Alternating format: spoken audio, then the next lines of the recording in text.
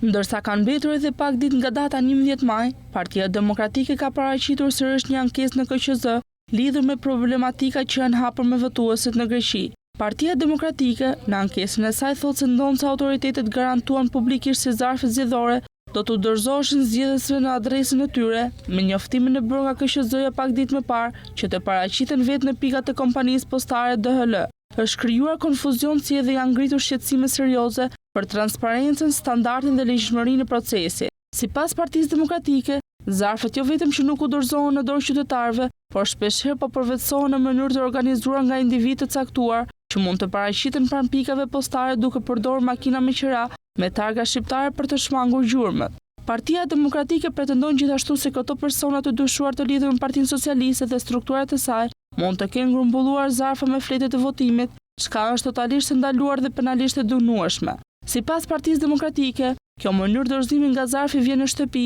e shkoj e merr vetë, jo vetëm që rrit vështirësitë praktike për mira votues, por krijon edhe hapësirë për ndërhyrje, parregullsi dhe potencialisht manipulime procesi. Për të gjitha sa më sipër, kërkojmë ndërhyrjen tuaj të menjëhershme, përkthimin e mirëhershëm në ligjshmëri të procesit të votimit dhe administrimit të votës në shtetin grek, duke garantuar rregullueshmëri, siguri dhe besueshmëri për çdo votës shqiptarëve atje, thuhet në ankesë.